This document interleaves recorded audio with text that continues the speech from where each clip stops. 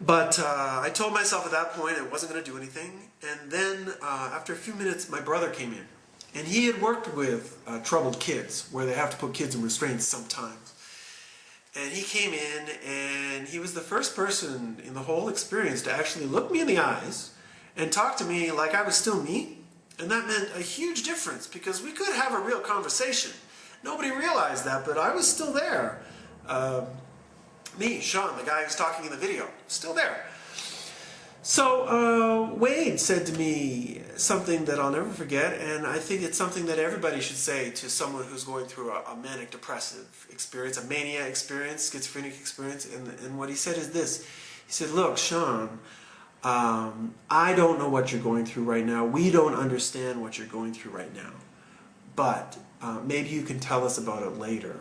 But right now you're scaring a lot of other people. So it would be okay if you could just stop talking, stop yelling, and get some sleep, and we'll talk about it in the morning.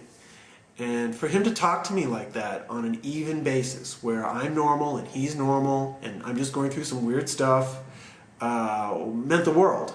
Because all of a sudden, I don't know, there was a connection that no one had given to me until that point. And that sense of connection, I think, is so important when people are in this crisis situation. And I guess at that point I started to figure out that maybe even if I was dead, I wasn't really going anywhere, that there was no next world to move into. And I asked Wade, I said, well, if I go to sleep, am I going to wake up? And he said, yeah. And I realized at that point that I really wanted to stay. I wanted to stay on Earth, and if I had the choice, I wanted to live. There was a lot that I wanted to do still. And I think there was a lot of people that I could help after being through this kind of experience. And in a sense, this video ties right back to my time in the hospital, when I thought, I want to help people who are going through this experience that I went through. And that's what this is about. When I woke up from the experience of being drugged, the psychiatrist came in and saw me, and my parents came in and saw me. And the first thing they asked me was what happened, and I knew I needed to get out of that hospital in order to survive. So I told them what they wanted to hear. I told them that my name was Sean McAllister, that these are my parents, that I'm in a psychiatric hospital, that I had taken a course that led to a lot of insights in my life, and especially related to a scuba diving accident that I had had, and that I thought I had some sort of post-traumatic stress disorder from that scuba diving accident, and that it led me to think that I was dead. But I'm alive, I know that, and this is real, and you're a doctor, and could you please let me go now? It was pretty much like that. And then they did. They saw that I had my bearings about me, and what they didn't realize, though, was that I could have told that story to anybody at any time over that previous period, but I had chosen to follow the symbolic level, which was what I was in. I was in the symbolic world. I wasn't in the real, physical world. I was in a world that in many ways is more real. I could have told them that any time. But I told them that there because I knew I needed to get out of the hospital. I knew I needed to get away from psychiatrists. And then I went home. After 2 days, I went home. And then I started to ask questions about what really happened to me. Am I alive? Am I dead? What is the nature of reality? What's going on? And what is this wonderful new world that I'm living in?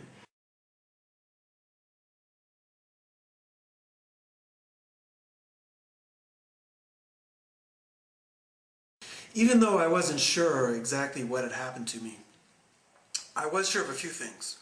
One, what I went through was a sacred experience. There is no question. I felt the divinity of God inside of me. It was as if I was God himself, itself. And not in an egotistical way, like, oh, I'm fantastic. Just the only word I can think of is sacred. It was a sacred experience. The second thing I know is that that psychiatric hospital was probably the worst place anybody could have taken me, because those people that work there as doctors, they have no idea what is happening to you. All they see is the crazy behavior on the outside, and they want to control it. And that is exactly the opposite approach that needs to be taken when you're dealing with these people. The problem is that, of course, they don't believe in God. They don't believe in God or Spirit having any effect on us, and that this can influence their treatment in any way. So on the whole, I would say, Wellesley Psychiatric Hospital, you were a nightmare. Congratulations. The most important thing that needs to happen when somebody is in a situation like mine, when someone's in a psychological crisis, is they need that unconditional love. They need to be supported. They need to be listened to.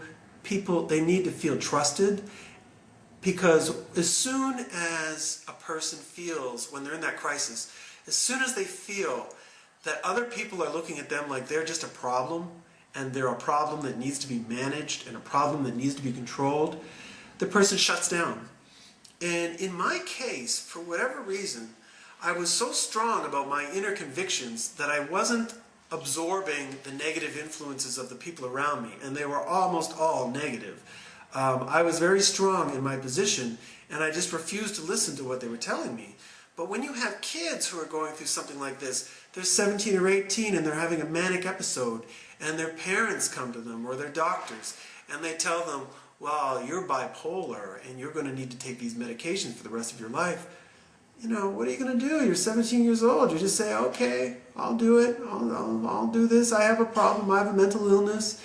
And as soon as you buy into their way of thinking, any beneficial possibilities of this experience, they just disappear. Poof, gone.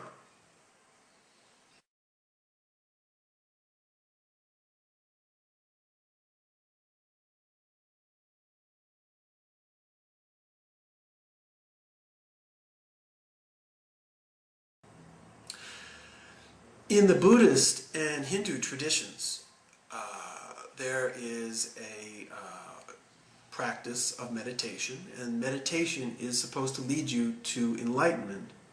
How do you get there? Well, through meditative practice, you lose your ego. You lose this false self that we all carry around, that we all try and hold up and defend.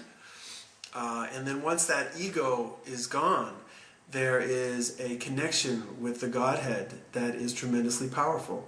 And that is referred to as enlightenment or nirvana, samadhi, all these different terms for a form of connection with the divine. When my friend Sheena came to see me, and Sheena is a therapist, and she came down and talked to me about what happened to me, and I explained everything to her and how I had had this confrontation with death and was prepared to go on to the next life fearlessly. She told me that what had happened to me was fantastic, and had told my parents that I had lost my ego. And after further research, what I have found is that when people go into this manic state or a schizophrenic state, these kind of things, they are losing their egos as well. The problem is that they are having the sensory experience that happens when you are enlightened, but they don't have any of the background. They're not prepared for it. And so when a 17-year-old goes manic and has these incredible feelings of euphoria and connections, sensory connections with the world, where they lose the separation between themselves and the objects, they don't feel this as a God experience. They actually recoil in fear. They are afraid of this experience, especially when they respond to the way people are responding to them. They just become very afraid. So how I see the difference between Buddhist enlightenment and bipolar syndrome is largely a question of how it's being interpreted by the person who's experiencing it. It's largely interpretation. And it's so important to have people around the person in crisis who understand this, so that the crisis can be framed in a positive way.